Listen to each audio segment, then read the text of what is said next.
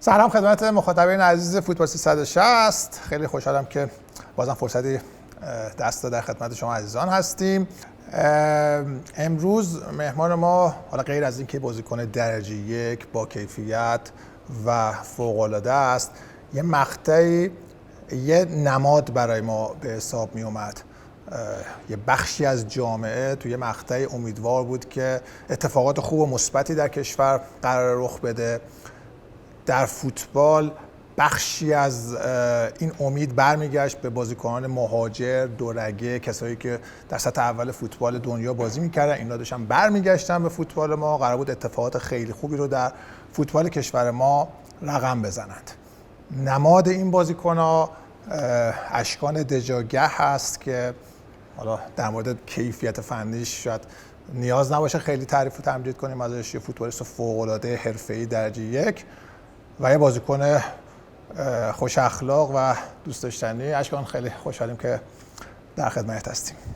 سلام، عرض ادب خدمت شما عادل جان و بینندگان عزیز. خیلی خوشحالم که اینجا هستم بعد از یه مدتی که کنار هم نشسته بودیم. یه زمانی گذشت ولی خوشحالم که دوباره کنارتون. مرسی، خیلی ممنون. فکر کنم چند سال قبل بود اولین مسابقه رو با هم تو 90 انجام دادیم. هم اولی که اومده بودیم 10 سالی میشه، تقریبا 9 سالی میشه. یادم تو راه که از هتل تا برسیم پیش شما با رضا قوچی نشستیم. با رضا قوچی بودی؟ آره، حتی جدا نشستید. اول تو نشستی، اول تو بودی، بعد رضا اومد. درسته. بعد از تو راه که برسیم تا پیش شما هی به خودمون میگفتیم چجوری سلام بگیم، چجوری چی بگیم، چی میگه. هی دوباره تکرار میکردیم تا رسیدیم اونجا باز همه چی یادمون رفت. اینقدر استرس داشتیم. من کلا که خیلی تون حرف میزنم. بعد گفتم به خودم این بنده خدا فارسی هم خوب، اون موقع فارسی خوب بلد نبودی. من تون حرف میزدم، گفتم این چی میفهم، اصلا هیچی نمیفهمیدی. من فکر کنم اول اصلا نمیفهمید من چی میگفتم. اصلا هیچی، یعنی همین جوریش برامون مشکل بودش، یعنی که خیلی دقت میکردیم. آقای دژاگه، اصلا که آروم مثلا میگم آروم صحبت کنم چون من کلا تون صحبت میکنم. بازیکن‌های خیلی خوبی داریم و فکر کنم ولی همیشه سخت هستش، باید همیشه، ولی این چیزا باید تو فوتبال باشه که آدم بیشتر تو تمرین یعنی گاز بده که بتونه آدم. الان که میفهمی من چی میگم ها؟ الان دیگه عادت کردم دیگه. انقدر برنامه شما رو دیدم و دیگه عادت کردیم به سرعت. این روزا چه میکنی حالا غیر از فوتبال؟ وقتت چجوری میگذرونی؟ چیکار میکنی؟ فعلا تو آلمان هستم، پیش خانواده هستم، با بچه‌هام هستم و این برای خودش مثل یه کاره و من این چند سال آخر خب خیلی دور بودم ازشون ولی سعی میکنم، چون از بچگی من خب تو این ریتم تمرین بودم، تمرینامو ادامه بدم و اینو داره انجام میدم. میگم امسال قسمت نشد هنوز تیمی برم، یعنی بودن تیمایی بودن ولی میگم این مدتی که کنار بودم از بچه‌هام و خانواده و اینا، فکر میکنم نیاز داشتم که کنارشون باشم. هنوزی که میگی یعنی کماکان دوست داری؟ فکر کنم به لحاظ بدنی که قشنگ آماده‌ای و آره اتفاقا میگم تو این چند هفته و چند ماهی که خب تو آلمان بودم و لیگ استاپ شد و خیلی جاها نوشته بودن که اشکان خب چون تیما شروع کردن قراردادها رو بستن و اینا، گفتن که اشکان فوتبالش رو تموم کردش و دیگه نمیخواد ادامه بده. ولی من میگم هیچ وقت تو ذهنم نبودش که فوتبال رو بذارم کنار. خدا رو شکر از لحاظ بدنی، ذهنی، همه چی خدا رو شکر هنوز آماده هستم. ولی خب به خودم گفتم باید واقعا یه چیزی باشه که دوست داشته باشم که ادامه بدم. و با اینکه میگم قبلش هم گفتم احترام میذارم به همه تیم‌ها تو ایران، ولی خب به خودم گفتم هر تیمی هم حاضر نیستم برم بازی کنم. تو بچه کدوم محل تهران هستی؟ کدوم محل؟ مرحل نمیتونم بگم دقیقاً کدوم مرحل. نه یعنی مثلا کدوم خیابون، کدوم منطقه؟ دروازه شمرون. دروازه شمرون. و چند سالگی از ایران مهاجرت کردی؟ 1 سال هم نشده بود. قبل از 1 سالگی؟ قبل از اینکه من اینجا به دنیا اومدم تهران. با پدر مادر رفتید؟ پدر مادر رفتیم. الان پدر مادرم برلین هستن؟ بله. و فارسی اونا فارسی صحبت میکنن؟ فارسی صحبت میکنن. همیشه هم سعی کردن با ما فارسی حرف بزنن.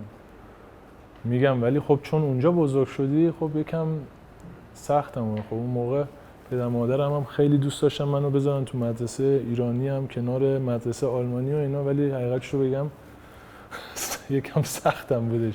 ولی خدا رو شکر تو خونه با ما فارسی حرف بزنن.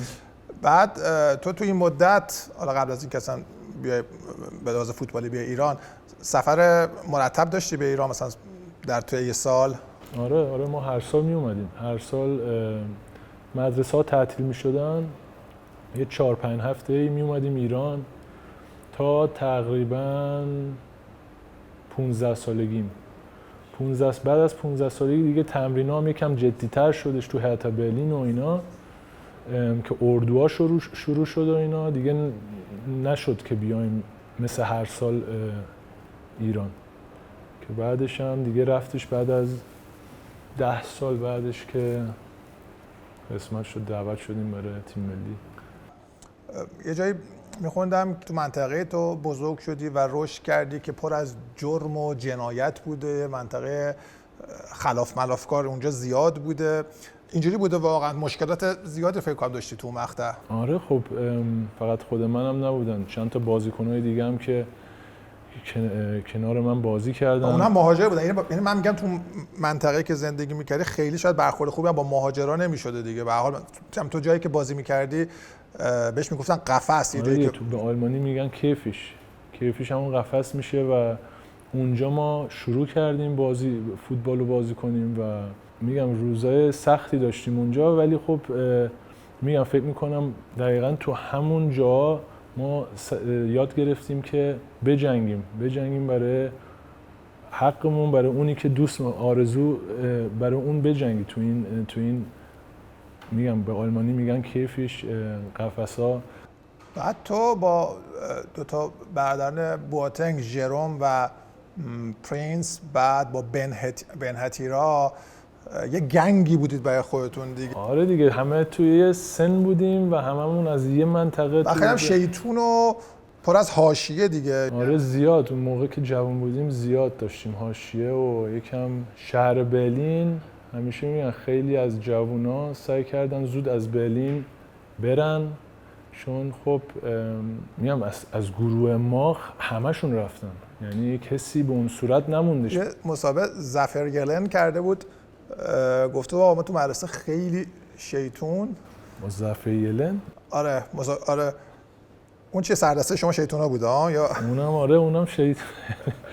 آره. و اونجا که بازی می‌کرد قفس بهتون اصلا چرا قفس میگفتن؟ چجوری بود؟ یعنی مثلا زمین فوتبال بود؟ آره دیگه، ولی آسفالت بودش بعد بیرون وای میسادی تا نوبتت بشه، ولی همه بیشتر خارجی بودن دیگه. آلمانی کم میدیدی اونجا، بیشتر همشون یا آفریقایی بودن، ترک بودن، ایرانی بودن، عرب بودن، اینا رو میدیدی و میگم تا امروزش هنوزم تو این قفس‌ها بازی میکنن، هنوزم که بری. ولی خب ما اینو چون یه چیز عجیب که اتفاق افتاد این بود که هممون تونستیم یه جورایی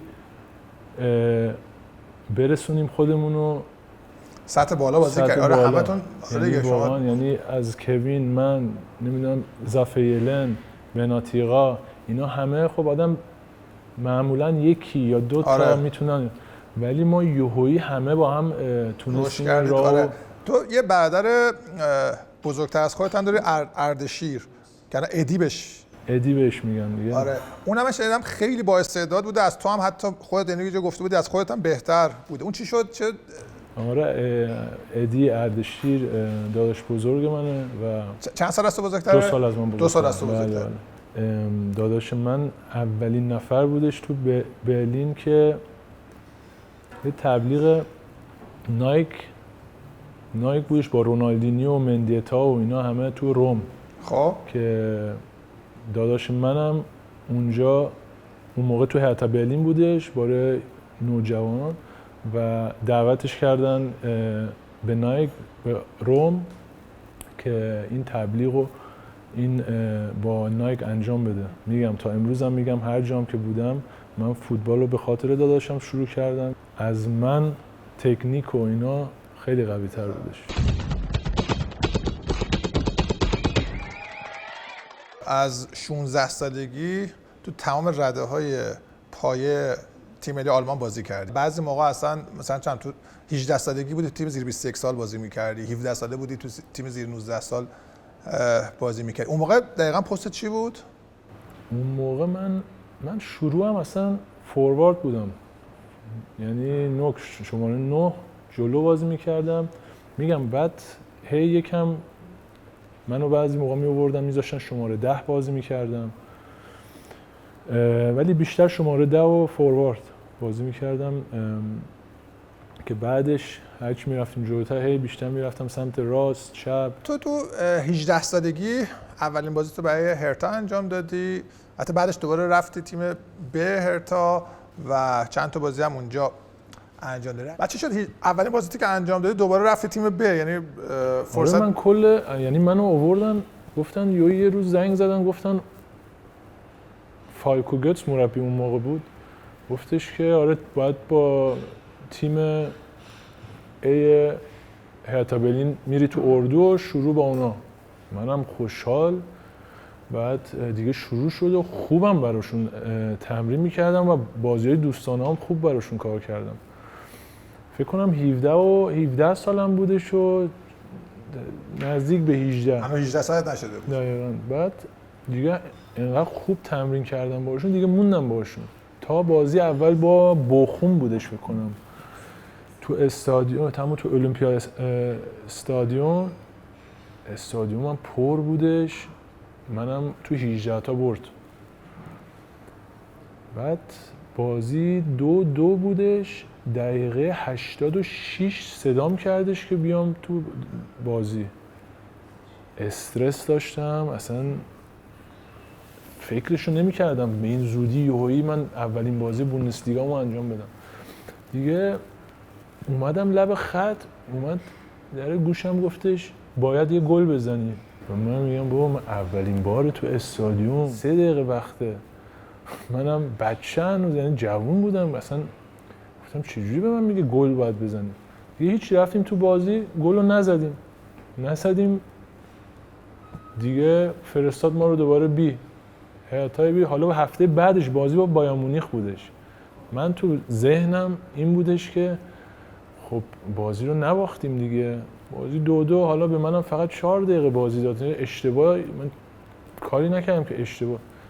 هفته دیگه بایرن مونیخ، خوشحال بودم برم بایرن مونیخ، استادیوم مونیخ و اینا، به اونجا اصلا نرسید. فرستاد منو تیم 2 و یه مدتی پایین بودم، هیچ توضیح هم ندادش چرا این کارو کردش. خیلی ناراحت شده بودم اصلا میگم، و اینکه هیچکی با هم حرف نزده بودش، فقط گفتن دیگه دوباره تو تیم بی. همه چی داشت خوب جلو میرفتش خب، ولی میگم اون استوپی که یوهویی اتفاق افتاد یه جوری منم یه انرژی از من گرفتش، یه انرژی، برای اینکه بعد از من یوهویی 1-2 تا بازیکن اومدن که همسن من بودن یا تقریبا یکی دو سال از من بزرگتر بودن، ولی خب اونا رو تا حالا دعوت نکردم دیگه، اونا رو آورد بالا، اونا رو تست داد، اونا دیگه یوهویی شروع کردن بازی کردن.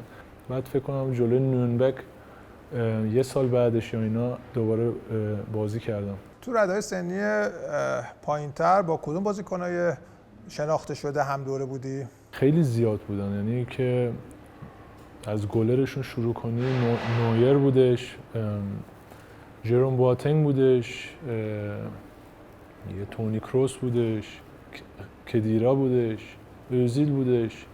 و خب تو اون مقطع همونطور که گفتی خودت قطعاً سودای حضور در تیم ملی آلمان هم داشت دیگه. میگفت آقا مثلا چرا نویر دعوت شده، کروس دعوت شده، اوزیل دعوت شده، چرا من نشم؟ میگم اونجا هم دوباره یه چند تا بازیکن یا خیلی از بازیکن‌ها دعوت شدن به تیم ملی آلمان. میگم من هنوز منتظر بودم، یعنی امید داشتم. دوباره آدم میره تو فکر دیگه، چرا اونا دعوت شدن چرا من داشتم فیکس بازی میکردم تو وولفسبورگ، فیکس تو تیم ملی. ولی خب میگم قسمت این بود، راه این بود که من بعداً یه روزی برای ایران بازی کنم. بین اینا یعنی کدوم فکر میکردی که حتما بازیکن بزرگی میشی، استعداد فوق‌العاده‌ای درش دیده بودی؟ نویر از همون موقع یعنی اصلا رفتارش اصلا فرق میکرد با گلرای. رفتار و اخلاقش یکم رو مخ نیست، یعنی رو مثلا مخ بودش ولی انقدر به خودش اطمینان نفس مغرور خیلی، و اینو داشتش و میدونست خوبه و واقعا هم خوب بودش. یعنی ما تو تمرین و بعد از تمرین باهاش شوت میزدیم و اینا میرفت تو گل، یعنی واقعا گلر خوبی بودش. این حالا گفتی رو مخ بودن نویر، حالا واژه‌شو نمیدونم، کم بچه پر رو طور نیست اگه بخوام خیلی راحت بگی؟ آره همینجوری میتونه آدم بگه بچه پر، دقیقاً. ولی خب میگم بچه پر رو بودش و میدونستش ولی که من راهمو میرم، یعنی من یه روزی یکی از بهترینا میشم. اشکال یه سری اون عکسایی که با اون بازیکن‌های بزرگ در کنار هم داشتی رو یه مرور با هم بکنیم، من همین گوشی رو ببینم که همزمان با هم عکس‌ها رو با هم یه مرور بکنیم. همین آره دیگه، این که عکس‌ها رو آدم میبینه واقعا یاد اون دوران میفتی و زمان چه زود گذشت. یعنی اصلا چقدر مو داشتم. آقا من چرا عوض نمیشه؟ نه هنوز همونه. آخه اصلا عکس این تو نیستی، آخه این 18 مگه تویی؟ من آره دیگه. چی؟ چرا نه نیستم؟ راست میگه. کی بودش؟ خدیرا؟ آقا این چقدر مو داری؟ اینا چیکار کردی؟ حالا عکسای دیگه هم میادش، فکر میکنم که شاید میبینی رنگم زیاد میکردم.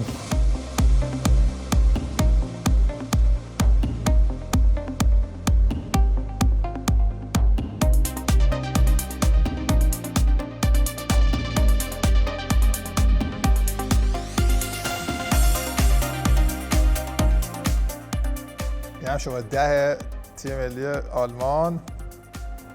این همون اون بازی است که این هم بازی کنم. این شماره 7 کریستیان مولا اولین بار بود که دعوت شده بود تیم ملی. این عکس رو میبینم، من اونجا شماره 10 رو داشتم. از اینا هم جوان‌تر بودم، یعنی 1-2 سال از اینا کوچیک‌تر بودم، ولی این مربی خب منو فیکس بازی میداد. بعد کریستیان مولا تو هرتا برلین با من بودش. ایشون تو هرتا برلین بازی میکرد، من بازی نمیکردم. همون که گفتم که 1-2 تا اومدن از من رد شدن. آره.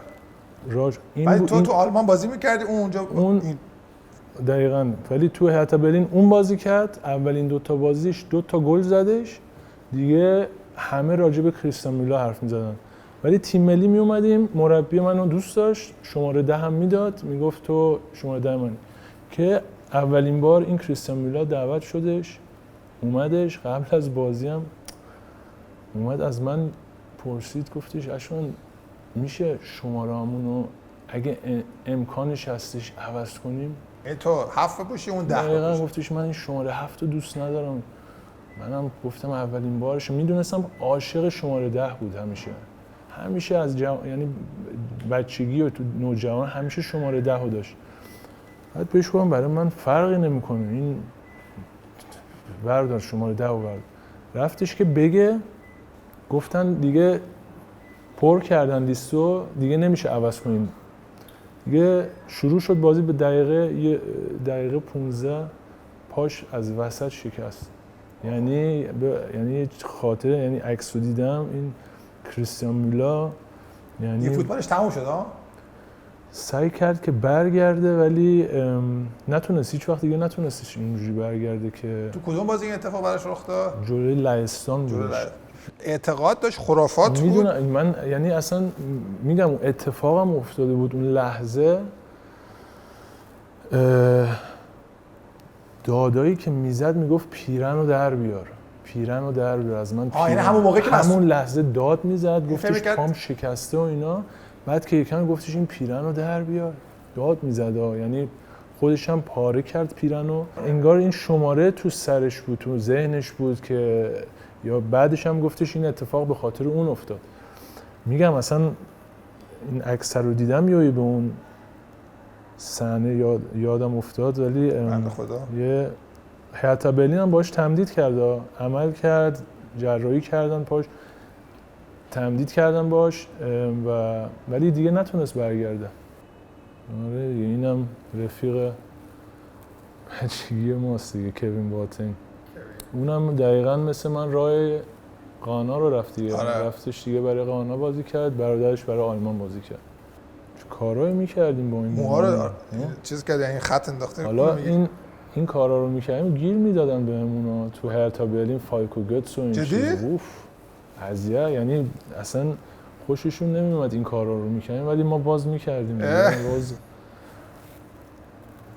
کفش سفید نارنجی اصلا به همه چی گیر میدادن، مخصوصا تو همین گروه ما. ما خیلی شما که بخاطر هی گیر میدادن چرا موهاتو اینجوری کردی، چرا کفش اینجوری میپوشی.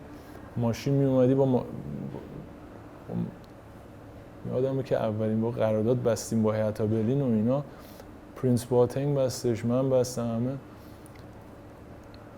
رفتیم. خب جوان بودیم، دوست داشتیم با ماشین خوب بیایم سر، رفتیم رنت میکردیم ماشین و اینا ولی جرئت نمیکردیم. میخواستی بری برای ورزشگاه، یعنی برای زمین تمرین و اینا، باید یه خیابون بود میرفتی بالا، بعد دیگه جلوی رختکن پارک کنی.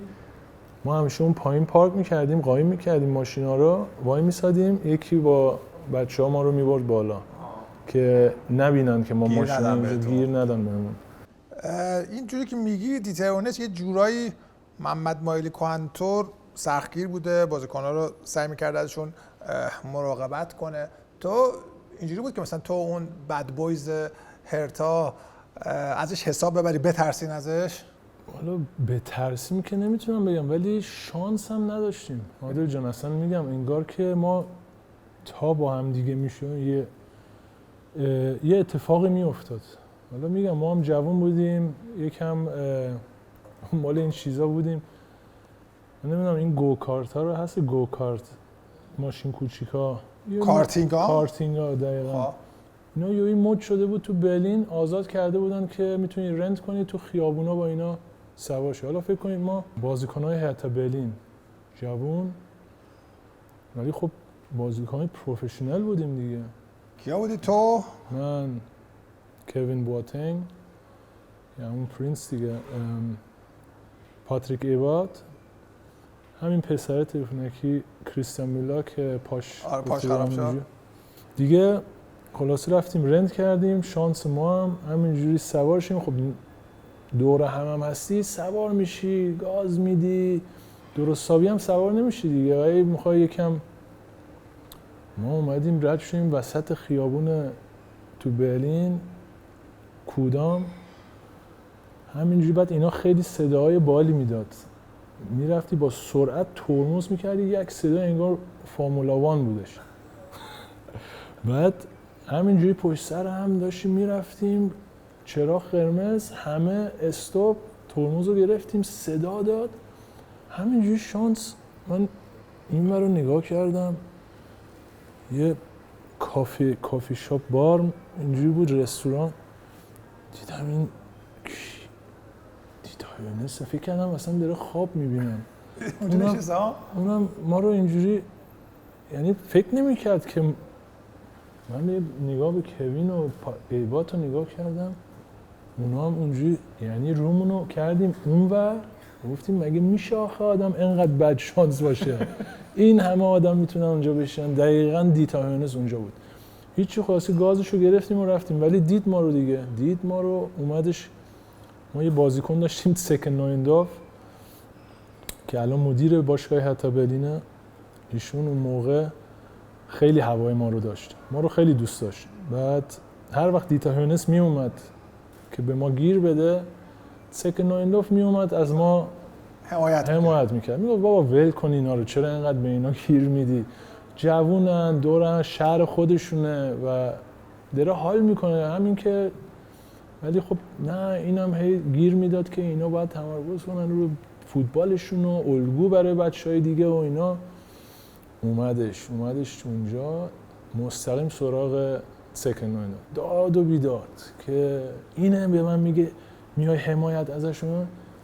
4 تا بازیکن پروفشنال من با این کارتینا وسط روز تو خیابونای برلین داره اینجوری گاز میدن و نمیدونم ترمز و این چه کاریه و اینا. هیچ دیگه جریمه‌مو کرد دوباره.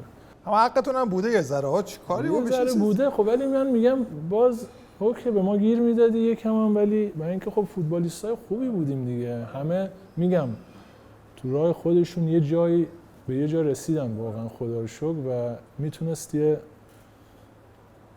چیز بزرگی تو هرتا برلین هنوزش که هستش راجع به اون تیم حرف میزنن.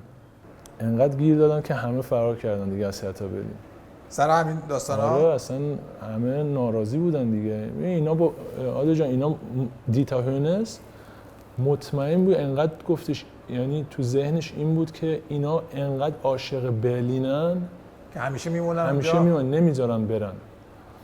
به خاطر این اون سالم که همه داشتن قراردادشون تموم میشد، شروع میکردن که با ما قراردادهای کوچیک ببندن و اینکه مطمئن بود که اینا میمونن اینجا. و خیلی هم شاکی شده بودن که تو می‌خواستی جدا بشی، کلی دعوا شدش. اصلا منو آورد تو آفیسش و داد و بیداد زیاد کردش دیتا هیونس. اصلا دیتر هیونس بعد از اینکه حالا دیگه قرار شد تو بری وولفسبورگ، گفته بود این شکست فوتباله و پیروزی پول. یعنی همچین مصاحبه هم که اینقدر شاکی بودن که تو هرتا رو داری ترک می‌کنی و میری وولفسبورگ. آره دقیقاً یادمه روزی که این اتفاق افتاد. ولی خب ما خداییش 2-3 بار با مدیر برنامه‌ام بهش شانس دادیم که بهش هم گفتیم که مدیر برنامه گفت اشکان میخواد بمونه، دوست داره، نمیخواد بره از برلین. خب 1-2 بار اون اپشن رو دادیم که یکم، ولی نه، رو حرفش وایساده بود. ما هم دیگه گفتیم آفر از وولفسبورگ اومد رفتیم. ولی خب خیلی یه جوری حرف زد تو روزنامه و اینا که حتی هوادارا از هرتا برلین روزی که برگشتم با وولفسبورگ اونجا بازی داشتیم 90 دقیقه سود می‌زدن دیگه. قبل از پایان فصل بسته بودی با وولفسبورگ؟ 6 ماه قبل از که لیگ تمام، یعنی قراردادم تموم بشه. و آیا همچین بندی تو قراردادت بود که اگه سقوط کنه آره بله این قرارداد فصل میشه؟ فصل. بعد هوادارهای شاید همه دوست داشتن که سقوط کنه دیگه، که تو بمونی. دیتا هیونس خیلی یعنی دنبال این بود، یا من اینکه منو از اون روزی که این اتفاق افتاد که من دیگه وولفسبورگ انتخاب کردم، به دیتا هیونس هم فهمیدش، منو آورد تو آفیسش، داد و بیدادش کرد و سر من. دیتا هیونس همیشه معروف بود که اگه کلش قرمز میشد، عصبی میشدش، کلش قرمز میشد، داد و بیداد میکرد. بعد خیلی سرم داد میزد، یعنی همین حرفایی که میگی دیگه، به خاطر پول رفتی و نمیدونم این چیزا. ولی خب وولفسبورگ اون موقع توی جدول زیاد یعنی پایینا بودش دیگه. آره تو رقابت سقوط بود. رسید به بازی آخر که قبل از بازی با لیورکوزن ما داشتیم تو خونه تو المپیادستادیون. دیتا هیونس اومد پیشم گفتش دست داد، خداحافظی کردن، گل دادم به بازیکنایی که میخوام برن، که دست داد بهم گفتش امیدوارم که بعد از این بازی بتونیم دوباره بشینیم حرف بزنیم. من اینکه منم بازی‌های خوبی انجام دادم، خیلی هم بد داشت میرفت جلو، یعنی برای وولفسبورگ 2-0 عقب افتادن با آلمانیا آخن، دقیقه 88 و 90 2-2 کردن که موندن تو لیگ. و تو هم دیگه رفتی قرارداد برقرار شد اونجا. دیتا هیونس هم که 2 سال بعدش خودش هم اومد همونجا. خودش که میگفتیش به خاطر پول رفتی، خودش هم اونجا اومد. دل پولی داری از دیتر هوینس، مثل که اذیتت میکرده. کی؟ دیتر هوینس.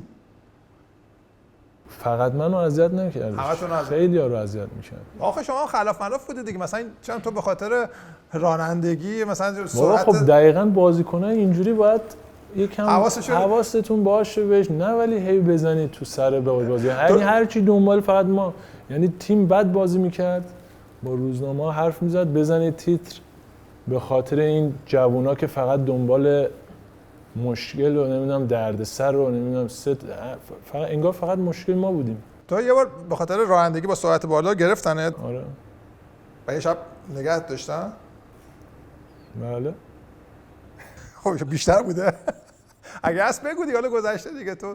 آره گرفته بودن و یکی دو بار هم این اتفاق افتاد. یه بار خب خیلی بد شد برام، چون دادگاه منو چیز کرده بودن که باید میرفتم دادگاه. این یه اتفاقی افتاده بود که نامه زده بودن نمیدونم به کدوم وکیل، اون به من خبر نداشت. یه روز اومدن شب در خونه زنگو زدن، گفته بودن پلیس نمیدونم، ولی این نه پلیس معمولی، همین که شخصی میپوشن، اونا اومدن و با یه نامه که ما میتونیم تو رو با خودمون ببریم نمیدونم دادگاه نیومدی و اینا. این گفته چیز به آلمانی میگن گریس بشلوس دیگه، ما رو بگو یعنی چی. گفتم یعنی چی، به خاطر چی و این چیزا دیگه. بردن یه شبم نگه داشتن. من گفتم هر کاری میخوایم فقط بذارید من قبل از تمرین بذارید من بیام بیرون.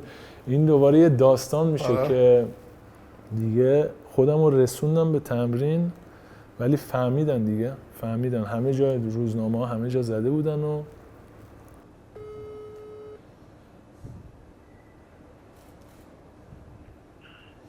Hello.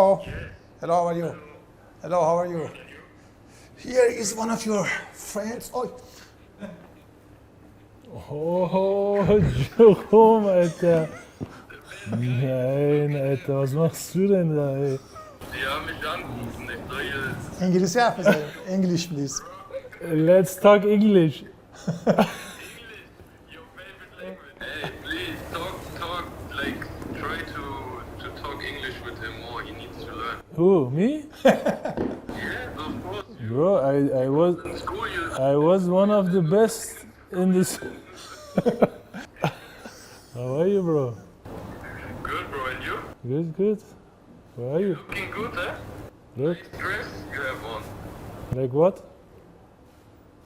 Nice dress, eh? Yeah, but like what? Like what? Sweatshirt, Like in the school. look like an agent.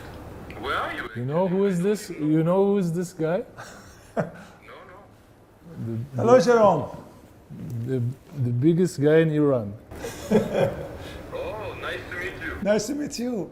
اینو از کجا پیدا؟ It's Ashkan is talking about bad boys of Berlin, and you are among worst of them, I think. Okay, I see. No, we were talking about Berlin time. All Funny stories. all these things we did with our friend Dieter Hönes. And Jerome, was he really a bad boy? I would say he was good and bad. Good and bad. More good, huh? More good guy, not so bad. Yes, more good guy. And how was I'm in the school? I was good in the school? He was okay. He just was lazy. He's clever, but he didn't want to do school.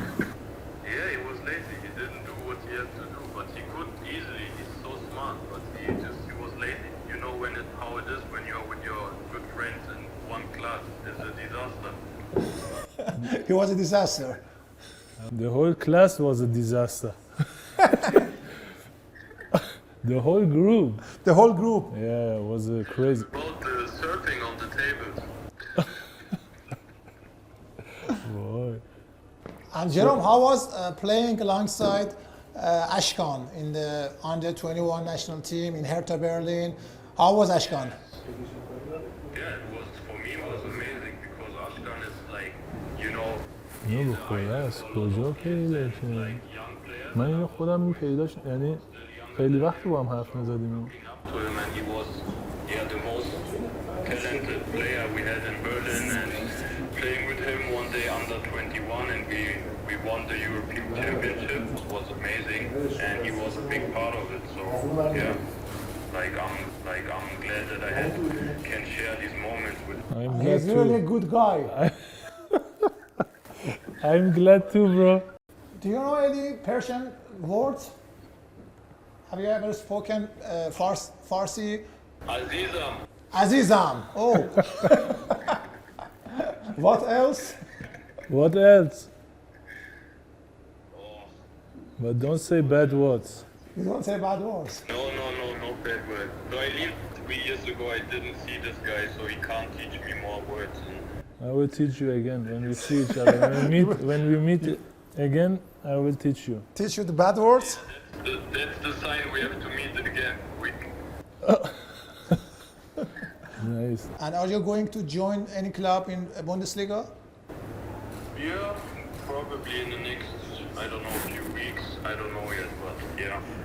Oh, we bring him to Iran, huh? Yes, it's a good option. Ashkan is saying that we can bring you here in Iran.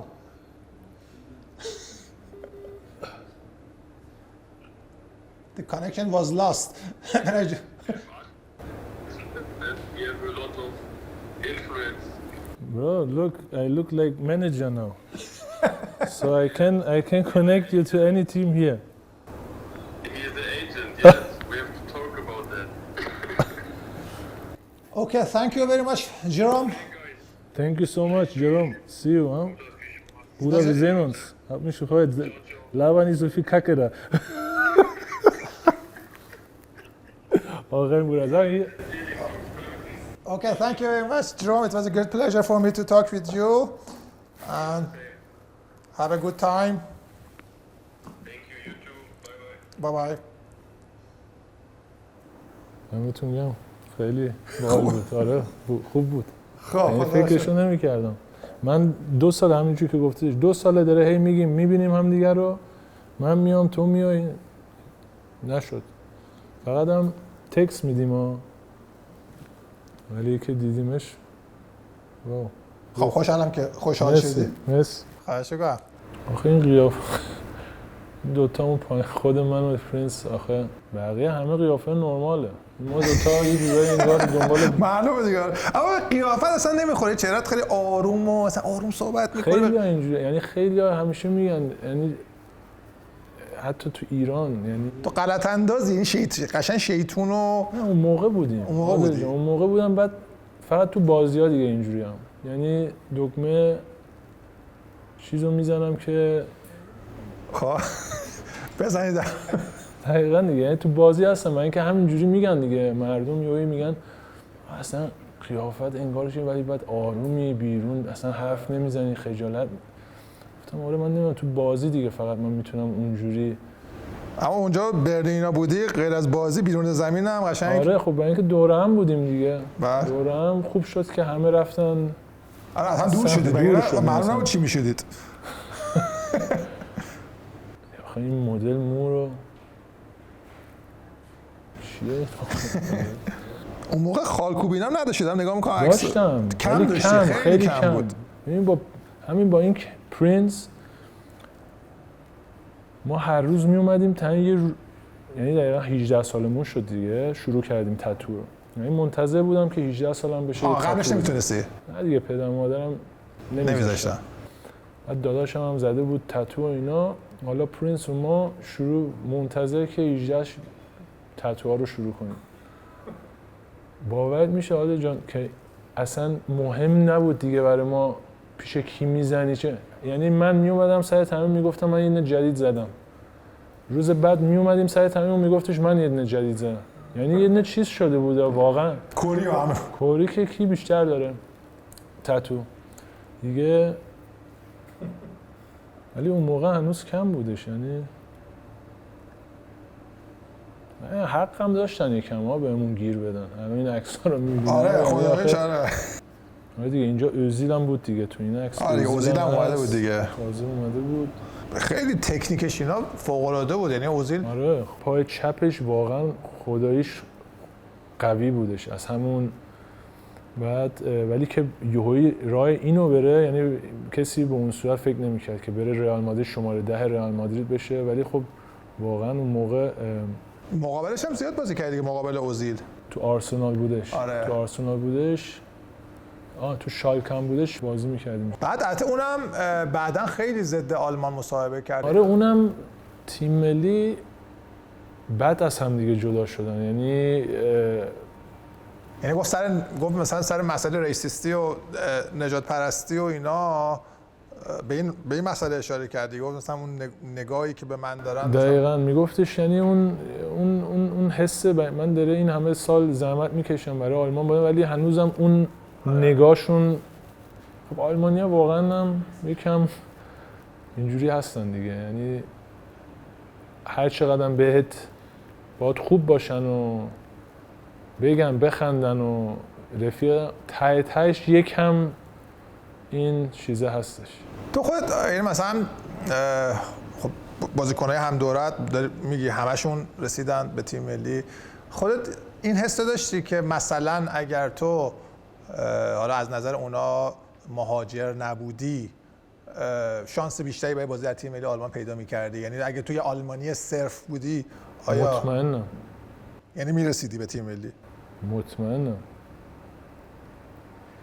یعنی خیلی از بازیکن‌های دیگه حتی الان بهتر شده، حتی تو بوندسلیگا الان مثلا میگم یه بازیکنی که اونجا مثل من بزرگ شده ترکه و یه آلمانی داریم، ترکه باید 3 برابر این خوب باشه که بیاد. اون موقع بودش، الان خیلی فرق کرده. خب این صحبت تو که در واقع داری اشاره میکنی که آقا مثلا به اونجوری که باید شاید بها داده نمیشه یا فرق گذاشته میشه بین بازیکنایی که غیر آلمانی هستن با بازیکن آلمانی، خب قطعا این بازتاب بین‌المللی هم خواهد داشت صحبت تو، چون ما اینو بها با زیرنویس انگلیسی هم روی کانال یوتیوب برنامه 360 میذاریم و خب شاید بعداً کوین و با ژروم و اینا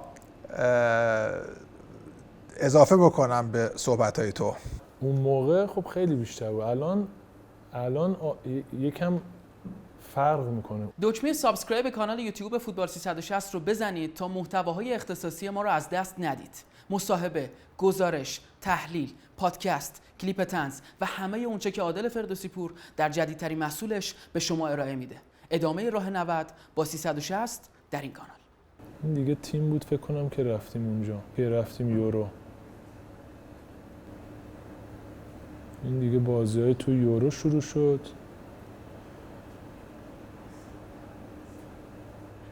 و تو فینال محروم بودی. فینالو متاسفانه، آره اینم یه عکس باحالیه با مانوئل نویر. آره من متاسفانه اصلا فکر کن کل بازی‌ها رو همه رو بازی کنی که به فینال برسی و مهمترین بازی رو جلوی انگلیس نتونی بازی کنی. اتفاقا اونم یه داستان داشت که یه بازی مونده بود به فینال با ایتالیا بازی کردیم. نیمه نهایی دقیقاً. و من یه کارت زرد داشتم از بازی‌های قبل. قبل از بازی هاست رو بهش مربیمون گفتش اشکان حواست باشه کارت زرد نگیری. گفتم کوچ اوکی، من حواسم هست نگران نباش. هی دوباره گفتش، گفتم نگران نباش و اینا، ولی من باور میکنم اینقدر گفتش که این اتفاق افتاد. دقیقه 10 توپو گرفتم رفتم تو 16 باکس 18 دقیقه رفتم تو، خواستم یه پنالتی در بیام، خودم انداختم کارت زرد داد. معروف، یعنی فقط جرئت نمی‌کردم بیرون رو نگاه کنم. من که خب آدم کارت زرد رو میتونه به خاطر چیزای دیگه هم بگیره، ولی به خاطر این دیگه خیلی زور داشت و خیلی هم داد و بیداد کرده، ولی انگار قسمت زاندرو واگنر بودش. من دیگه محروم شدم، بازی نکردم. جای تو ساندرو واگنر اومد که 2 تا گل زد. 2 تا گل هم زدش. آره دیگه سرنوشت اون رو عوض کردی. دقیقاً دیگه واقعا. اینجا واسه کی داشتی بوس میفرستادی؟ برای کی بود؟ فقط یک یعنی از همون موقع من همسرم دیگه. از اون موقع؟ آره من دقیقاً از اون موقع. خب نه واقعا این تتوه رو داشتم بوس می‌کردم. از تو هر زمینه خلاف داشتی، تو اون زمینه دیگه خلافی نداشتی. یعنی این منظور کامیتت بودی دیگه، یعنی مثلا آره خیلی آره دیگه. الان ماشاءالله 3 دختر داریم. 3 دختر. آره اینم که جلوی تئو والکات بود. مثلا اینجا تو ایتالیا بالوتلی بود. با بالوتلی اونم یکم موهاشو یه کارایی میکرد. اینم دیگه شب بعد از فینال بود دیگه. شب بعد از قهرمانی، با جام قهرمانی آره. دیگه. جام قهرمانی. الان خود تو همین این عکس تیم ملیه دیگه. آره. از کل شهرها الان تو این عکس سیاه‌پوسته که جلو هستش زبونش آورده بیرون. چینی دو ایده است. بچه برلین چینی دو ایده که تو ماینز بازی کرده، بوندسلیگا بازی کرد.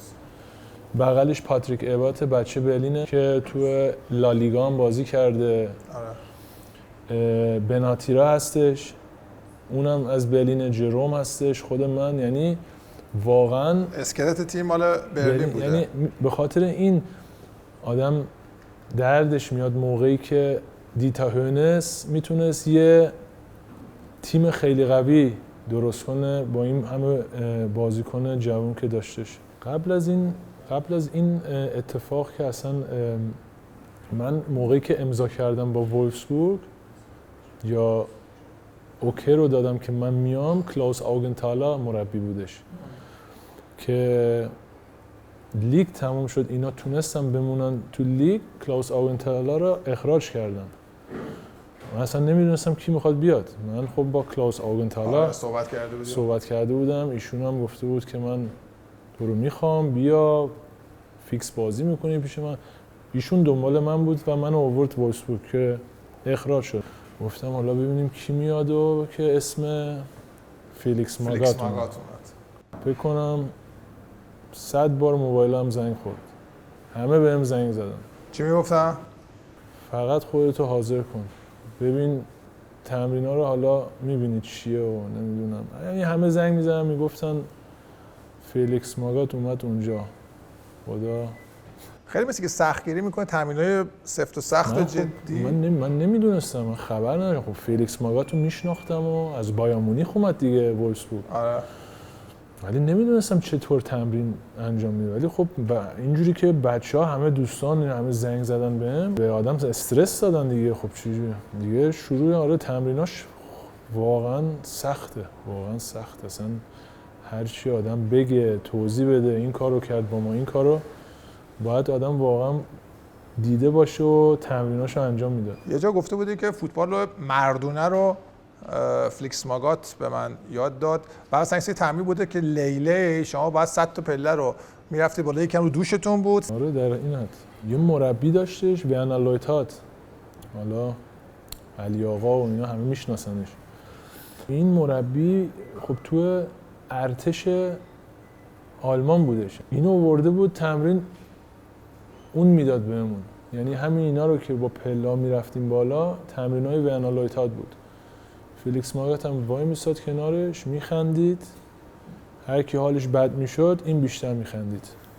اینا با یک حالی میکردن. اگه ما واقعا سخت بودش. یعنی ما با فیلیکس ماگات اردوهایی که میرفتیم صبح مثلا اصلا نمیگفتش برنامه چیه. فیلیکس ماگات استایلش اینجوره. یعنی ازش شب میپرسیدی سر شام کوچ فردا برنامه چیه، کی صبحونه است، کی تمرین، میگفت هر وقت تلفن زنگ خورد تو اتاق. یعنی نمیتونستی، یعنی باید فقط میخوابیدی تا تلفن زنگ میخورد 6 صبح. نیم ساعت دیگه همه با کفش رانینگ شوز بهش جلوی لابی. یوی قبل از صبحونه ما رو اول میبرد یه دور تو جنگل میدوند، میرفتیم صبحونه میخوردیم، ظهر یه تمرین، بعد از ظهر هم یه تمرین. یعنی 3 بار در روز تمرین میداد. خرافاتی هم بود فلیکس ماگات. در حد با اون سالی که ما قهرمان شدیم قهرمان بوندسلیگا، یه کراوات انداخته بود داشتیم هی می‌بردیم دیگه، عوض نکردیم کراواتو تا آخرش با همین کراوات رفت. چه رنگی بود؟ سبز بود. همونجوری گفتی وولفسبورگ قبل از اینکه اصلا تو بری اونجا به سختی تونست توی بوندسلیگا بمونه، بعد یه دفعه ادین ژکو رو گرفتن، گرافیته رو گرفتن، تو رو گرفتن، سال بعدش هم که میسیموویچ اضافه شد، یعنی اون سال اول پنجم شدید، بعدش هم که اون قهرمانی رویایی رو به دست آوردید. آره جان چیزو آوردن اول ژکو بودش فکر کنم، آوردن ژکو، اونو آوردن، گرافیچو آوردن دیگه، همه با هم اومدیم دیگه، همه با هم بودیم. هاسبه هم اومدش، هاسبه ولی 6 ماه بعدش اومد فکر کنم. ژاپنیه. که میزیموویچ هم اومدش.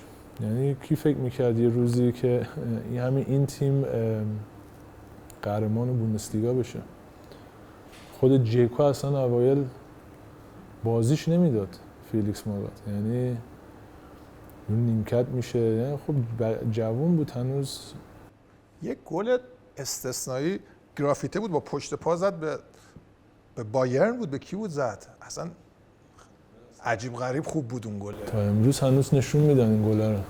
خب چون به بایرن مونیخ هم زدش، قبلش چند تا پاسکاری خوب بود، بعد اومد رسید به این یه پشت پای خیلی خوشگل زد. همین که شروع کرد دریبل کردن و همه رو بعد با پشت پا دقیقاً.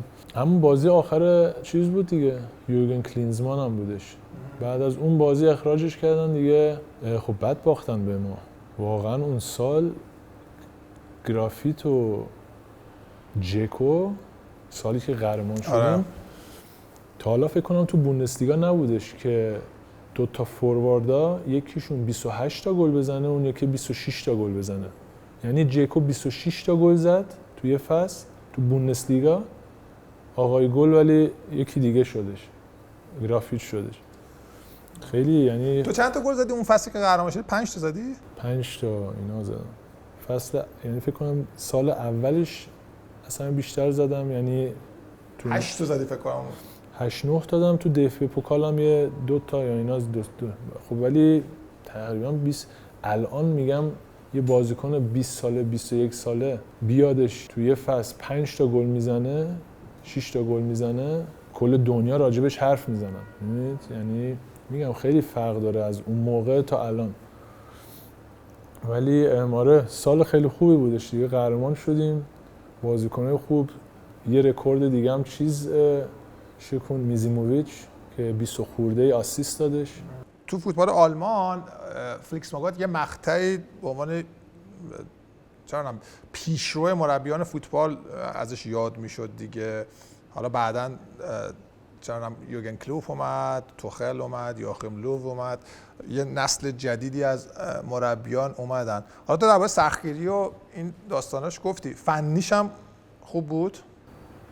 فنیش زیاد میگم من فنیش زیاد چیزی به اون ساعت ندیدم از فیلیکس ماگات. فیلیکس ماگات خیلی روی تمرین‌های فیزیکی تمرین میکرد. یعنی سالی که ما قهرمانم شدیم، یعنی قشنگ تو این استاتیستیک بودش که ما بیشترین گلامونو بعد از دقیقه 70 زدیم. اینقدر بدن تو آماده بود، تازه موقعی که بقیه تیما خسته می‌شدن ما تازه راه می‌افتادیم گلا رو می‌زدیم. ولی فنی نمیتونم بگم که من چیزی به اون صورت، اولد سکول بود دیگه.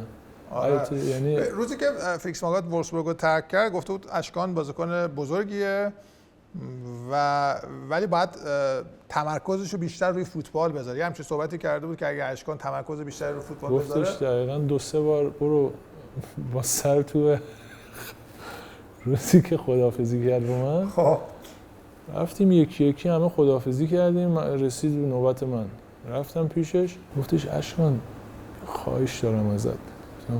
جان کوچ. گفتش تیر دروازه‌بان، تیر 3-4 بار برو با سر اون تو ساعتو بزن به تیر دروازه. چرا؟ که بیدار شی. گفت یعنی که تو انقدر بازیکن خوبی هستی ولی تمرکزت رو فوتبال نیستش، یعنی بیشتر باید رو فوتبال. یعنی این خداحافظی فیلیکس ماگات با من بودش. منم فقط از یه لحاظ خوشحال بودیم که فیلیکس ماگات داریم این تمرینا رو دیگه نداریم و اینا، ولی خب این حرفا رو خب میگم به خاطر این میگم یه مربی خیلی بزرگی و مهمی برای من بودش تو اون سنم.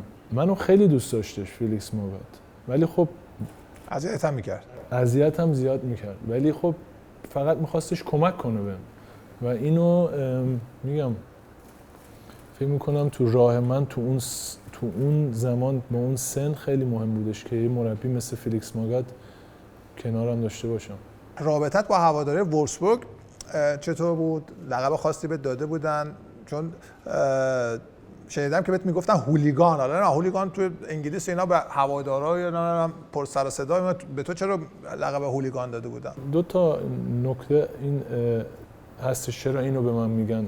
یه بار به خاطر همین تتوام و چون شبیه این هولیگانا هستم از انگلیس و نمیدونم اون موقع خب کچلم میکردم قشنگ از تم میزدم موها رو و اینا، بعد تتو و این چیزا و اینا. یه اتفاقم افتاده بودش، خب اینو خیلیا نمیدونستن که یه بار بعد از یه بازی شب بودش، ما برگشتیم یه چند تا از این هوادارهای ما تو خیابون بودن، بعد دعواشون شده بود با چند تا این چجوری همین نازی میگن این که تو آلمان هستن دیگه، این فاشیستایی که دعواشون شده بود. حالا من با دوستم اونجا رد میشم، میگم نگهدار که اینا داره دعوا میکنیم که بریم وسطشون. رفتیم تو دعوا، ما هم رفتم وسط دعوا با اینا. خب یکم با هم دیگه به هم دیگه چیزی، اینا هم همینجوری تعجب کردن اشکان آخه اینجا چیکار میشه این وسط دعوامون و اینا. دیگه از اون روز دیگه منو گذاشتن اسمم هولیگن دیگه، هولیگن. خودش قیافت نمیخوره یعنی اصلا. آره ولی خب من خوشم میومد، من دوست داشتم اینو میگفتن بهم، یه انرژی میدادن تو بازی بهم. یعنی فکر میکنم به خاطر بازی منم بودش، یعنی اون سبک جنگندگی که تو بازی اگریسیو و اینا داشت، اینا هم بودش دیگه. اشکان به لطف اون قهرمانی که تو بوندسلیگا به دست آوردی، تو فرصت بازی توی لیگ قهرمانان هم پیدا کردی. کیا یادت هست با کدوم تیم هم گروه شدید؟ من یونایتد رو یادمه. خب تسکا مسکو. زسکا چی میگید؟ تزسکا؟ آره تزسکا. خب بشیکتاش هم بود فکر کنم. درسته؟ آره. چرا که چندم شدید؟ مثلا بگو پارسال لیگ قهرمان شدید یادم نمیمونه. چرا کردید؟ سوم شدیم رفتیم برای لیگ اروپا. اونجا هم رفتیم قشنگ تا به فولان باختیم. یعنی ولی خب اصلا یه حسی بود دیگه، چمپیونز لیگ بازی کنی بعد تیم اصلا با اون سرود اولش که خونده میشه اصلا لذت فوق‌العاده‌ای داره. چیزیه که میگم الان آدم بعضی موقع میشینه، خب من دوست دارم همیشه هم سعی میکنم بازی‌ها رو نگاه کنم، همین الانشم بهش فکر میکنه آدم، بعد میگه که یه روزی تو هم خودت اونجا بازی، یعنی آدم میگم اون لحظه بعدش آدم تازه میفهمه که چه اتفاق بزرگی رقم خورده بود. آره اصلا یه چیز، اینم یکی از آرزوهاست فکر میکنم برای هر بچه‌ای پسری که میخواد یه روزی فوتبالیست بشه. یعنی این 5 سالی که تو وولفسبورگ بودم خداییش همه چی رو دیدم، چمپیونز لیگ رو دیدم، قهرمان شدیم، یه بار یه سال نزدیک بود بیافتیم. آره سقوط همه چی رو تجربه کردی. به خاطر همین صحنه‌ها گفتن هولیگان دیگه، همین چیزا. همین دیگه آره. دعوا میرفت. من با مانچوکیچ هم خیلی خوب یعنی هماهنگ بودیم. بازیکن خوبی هم به خداییش. آره. یه فیلیکس ماگات، همون که کنار فیلیکس ماگات همونی بود که اونی که گفتی که پدرتون در می آورد. دقیقاً. این آخرین بازیم برای وولفسبورگ بودش. آقا بعد یه خاطره من بهت بگم، این بوندسلیگا بازیاش شنبه بود ساعت 6 به وقت ما. خب بعد من اون موقع اینترنت هم تازه اومده بود دیگه، من تمام مثلا اینترنت همه چی تعطیل، تلفن‌ها همه کنار، بعد 6 تا 8 بود بازی بوندسلیگا بود. بعد ساعت 9 شب به وقت ایران، 6 و نیم عصر به وقت آلمان برنامه اشپورت شو بود. ARD نشون میداد. شما هیچ میگید داس آرت هم چیزی. و Das erste, ها؟ Das erste. Das erste. آره.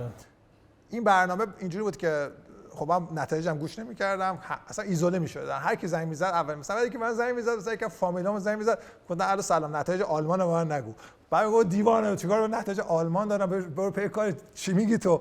بعد میشستم یه چقدر حال میداد اینا میومد بازیاتون پخش می‌کرد، مثلا تو بودی نمیدونم خیلی من دنبال می‌کردم. بعد مثلا خیلی لذت بخش بود برام که نتایج نمیدونستم. بعد بازی خلاص بازی رو نشون میداد مثلا در حد 7 8 دقیقه.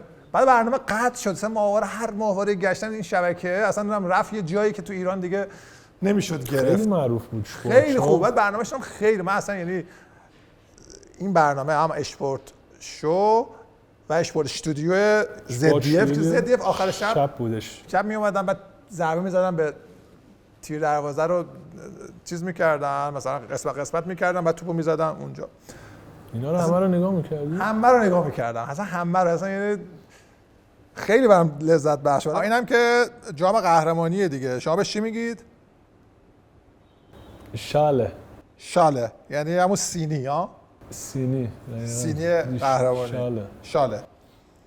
این آخرین روزمه دیگه، خداحافظی داره میکنم از هوادارا که دیگه امضا کردم تو فولهام که بره فولهام. آره دیگه. این بعد به همه یه دونه حالا اورجینالش نیسته ولی به همه یه دونه این شاله دادم ماکت که یه ماکت بهتون میدادن. آره اینم یه انتخاب، یعنی این تصمیم رو گرفتم برم وایسبورگ، یعنی تصمیم خیلی درستی بود. آره. شکر یه مربی اومدش کنارم و با خیلی از بازیکن‌های بزرگ کنارم بازی کردیم.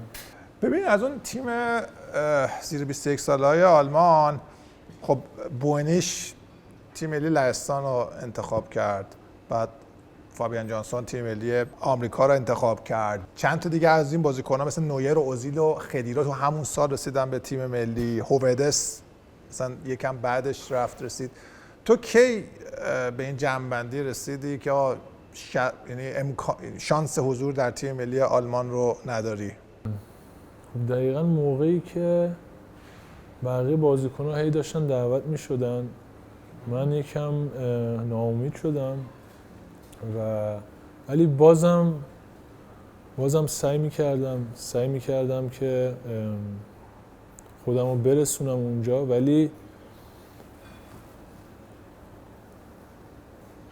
میگم فکر کنم اتفاقایی افتادش که دیگه مطمئن شدم که میگم اونا هم باعثه که نشه. تو با یواخیم لوو و کادرش اصلا صحبتی داشتی؟ نه اصلا. حالا این اتفاقی که رخ داد و حالا میرسیم به اینکه تو تیم ملی ایران رو انتخاب کردی، یه بازی دو سربرد بود به نظر من. یعنی تیم ملی فوتبال ایران صاحب یک بازیکن لوکس درجه 1، کسی که بوندسلیگا رو فتح کرده، کسی که رفته پریمیر لیگ رو داره قراره بره بازی بکنه. یعنی تیم ملی از این لحاظ برد که تو رو به دست آورد. تو هم به هر حال فرصت بازی کردن در جام جهانی، اون رویایی که هر کودک فوتبالیستی، هر نوجوان فوتبالیستی داره که بتونه به جام جهانی بازی کنه، بهش رسیدی. آره 100%. آره جان، برای اینکه میگم فکر میکنم که هم برای تیم ملی خوب بودش که من فکر میکنم میتونستم شاید یه راه برای بازیکن‌های دیگه هم باز کنم که خب مثل خود من شاید بیرون از ایران بزرگ شدن و انتخابشون آخرش تیم ملی باشه که بیان برای کشورشون بازی کنن ایران. و همون جوری هم برای خود من همینطور که گفتی که من همیشه آرزوم بود که یه روزی توی جام جهانی بازی کنم و چرا این کارو نکنم با کشوریه که هم پدر مادرم ایرانی، خودم اینجا به دنیا اومدم. به اولین بار کی بحث حضور تو تیم ملی ایران رو باهات مطرح کرد؟ یه داستانی بودش قبل، اصلا من خبر نداشتم از این که من اون موقع برای نوجوانان همین یوز 21 بازی میکردم که انگار یه تلفنی که بیای واسه تیم ب بری تست بدی، یه همچین چیزی ها؟ اینجوری که من فهمیدم که یعنی اینجوری که تو انگار زنگ زده بودن که من بیام برای تیم ملی ایران ولی برای بهشون، حالا بهشون تست بدم یا یه جوری اینجوری که پدر من گفتش که شاید احترامی که داره و اینا ما اشکان اینجا داره تو فیکس تو یوز 21 بازی میکنه، ما اصلا قصد این که بیایم یا بیادش اونجا الان، ولی خیلی میگم با ریسپکت و با احترام و با هم دیگه حرف زدم. میدونید بعدش یه بار دیگه آقای قطبی اومدن وایسبوک، حتی قبل از جام ملت‌های آسیا بودش، پدر منم بودش، نشستیم حرف زدیم و من اون موقع نمیدونم دقیقاً چند سال، اون موقع هم حتی حاضر بودم، یعنی رفته بودم تو فکر که این کار بیام بازی کنم برای ایران، ولی وولفسبورگ یکم دیتا هیونس رسیده بود اونجا، راضی نبود با این انتخابم. آقای قطبی حتی رفت نشست با دیتا هیونس و اینا، توضیح داد که دوست دارن که من بیام و اینا، ولی به نتیجه نرسیدن و حتی یکم منو تهدیدم کردن که گفتن که اگه این کار رو تو الان میتونی هنوز برای آلمان بازی کنی و این چیزا و اینا. منم نمیخواستم برام بد بشه تو وولفسبورگ.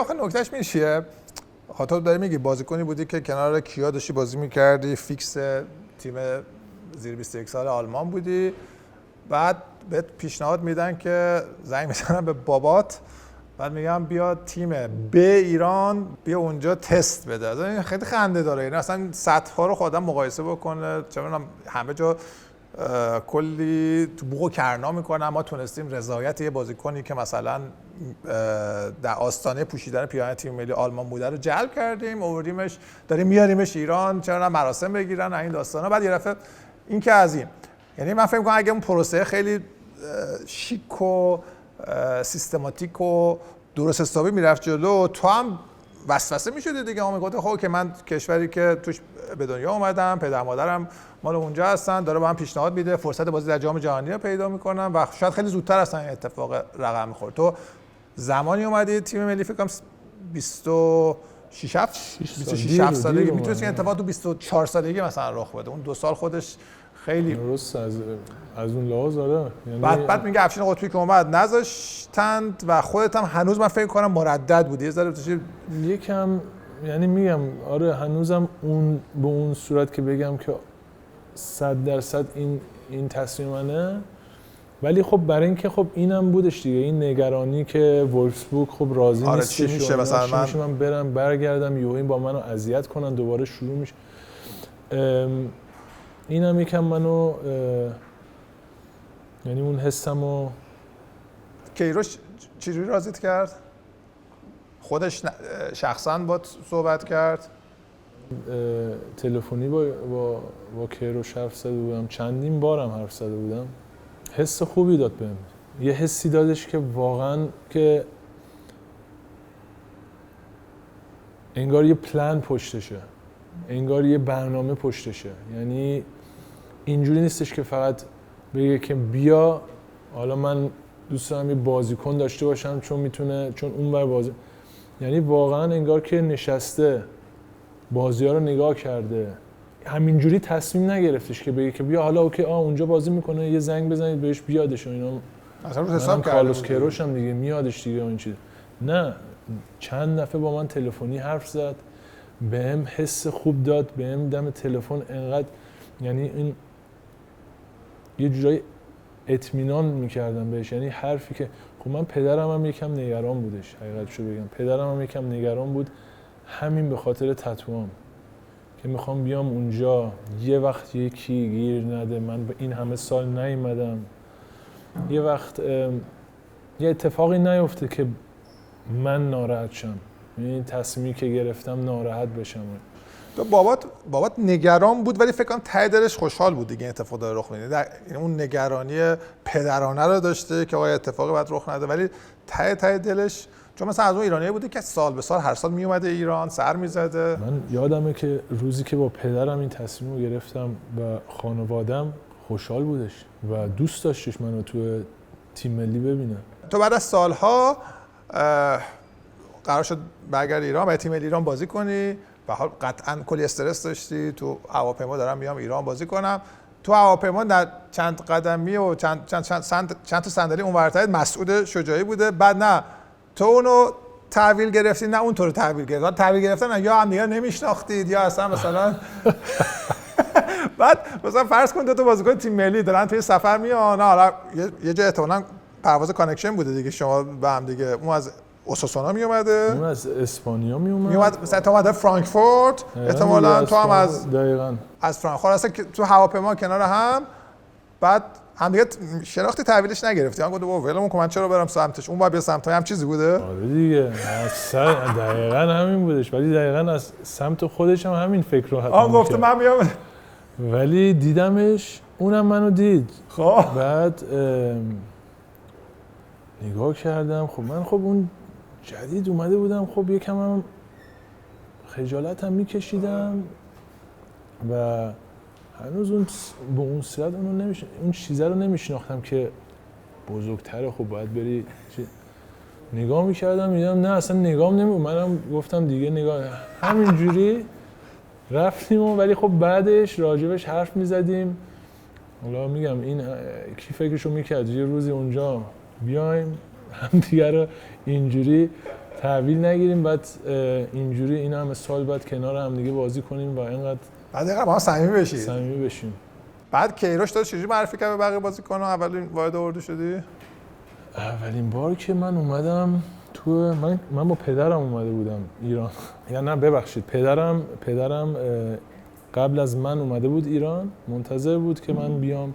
اگه بابات تو هواپیما میگه بابا برو بابا مسعود سلام علیکم بکن، لامصب بزرگتره. حالا اون فکر کنم این راجبش اولین بار نبودش که من اومدم، برای اینکه موقعی که من اومدم مسعود مصدوم بود. اردو دوم سوم بودش که بعدش آره دوم سوم بودش که ما همدیگه رو دیدیم تو هواپیما، تحویل نمیگرفتیم هم دیگه. خب دیگه بدتر کامل میشه. باز اول مثلا میتونست بگی من نمیشناختم، چون آشناس قیافش بود شبیه. آره. دیگه بدتر دیگه من جای مسعود بودم دیگه تحویل دادم، میگم بابا این کیه دیگه، بابا یه سلام علیک نمیاد با من بکنه، این کیه؟ حالا یه نگاهی میکردیم، اون نگاه هم نمیکرد. خب کیروش تو رو چجوری معرفی کرد؟ من اومدم یادم هتل اوین بودیم، تیم هتل اوین بودش و اومدم چک این کردم و رفتم تو اتاق و خیلی هم استرس داشتم. حقیقتشو بگم اول اینکه به خاطر فارسیم یکم استرس داشتم، بعد کلا این انتخابو کردم و اومدم تیم ملی و گفتم دیگه انجام دادم دیگه، این انتخابو انجام دادم و اومدم تو سر ناهار. روز بعدش ناهار صبحونه بودش، آنده تیموریان جلو وایساده بود، عاشق این چیزا بود دیگه. یکی از اون هی هوایو نمیدونم چی شلوغش و کام بیا این بر اون. منم یکی رفتم سلام به همه سلام کردم. نشستیم سر نهار، نمیدونم از صبحونه یا نهار بودش. بعد چون من دیر رسیدم گذاشتن من بخوابم، صبح بیام مستقیم سر نهار. من نشسته بودم، یادش بخیر حرف زدن راجبه یه بازیکن اونجا دوپینگ گرفته بودنش، نمیدونم یه چیزی، یه اتفاقی افتاده بود، همینجوری داشتن انقدر راحت هم راجبش حرف میزدن. بعد من دوپینگ رو شنیدم، نگاه کردم. 5 دقیقه بعدش هم دکتر تیم اومد، قرصا رو اینجوری گذاشت روی میز. منو بگو اصلا ترسیده بودم، گفتم وای. بعد داشتن حرف میزدن دیگه، میگفتن آره این بازیکن نکرده دوپینگ ها، ولی گرفته بودنش، محرومش می‌خواستم بکنم اینو. قرصا رو گذاشتم، منم اینا رو گوش دادم و اینا دیگه قرص رو برداشتم الکی اینجوری هی یواشکی میذاشتم تو جیبم نمیخوردم. هر دفعه نهار صبح قرص میذاشتم، من برمی‌داشتم میذاشتم تو جیبم میبردم با خودم بود. هیچ وقت نمیخوردم قرصا رو تا فکر کنم دکتر یه بار چند دفعه دیدش که من اینو یواشکی میذاشتم تو جیبم قرصا رو. رفت پیش پدرم، انگار گفتش که آقای دژاگان این پسرتون بگه اینجا بابا نترسه، ما هر چی میدیم بابا همه چی سیفه و اینا، میتونه قرصا رو، من میبینم هی قرصا رو برمی‌داره تو جیبش میبره. آره این ویلکام تیم ملی اینجوری قشنگ آشنا شدیم و کارلوس هم دیگه من فکر کنم تقریبا 2 روز تو ایران بودم برای بازی اولم دیگه. کارلوس هم شروع کرد حرف زدن. بازیکن‌ها رو میشناختی؟ نه همه رو خیلی رو راست، همه رو نه، بعضی‌ها رو میشناختم ولی خب خیلی هاشون هم نمیشناختم، یعنی از اینجوری که بگم اسماشون رو بشناسم. خیلی ها رو میشناختم ولی خیلی ها رو هم نه. و خیلی هم فکر میکردم من فارسی اصلا نمیفهمم و حرف نمیزنم، نمیتونم، ولی بعد چند تاشون تعجب کردم. خیلی هم رویایی شروع شد دوران حضور در تیم ملی، بازی ایران و قطر، یه نمایش درخشان، یه شروع خیلی خوب برات که بد نیست با هم الان بریم بازی رو ببینیم، یکم اونجا گپ بزنیم راجع به اون بازی و بعد جام جهانی و اتفاقاتی که اونجا رخ داد. خیلی داد میزنه سر من تو بازی، آخه اینجوری من اینجوری نمیتونم بازی کنم. تو از کیروش بیشتر یاد گرفتی از ساکت؟ حالا چی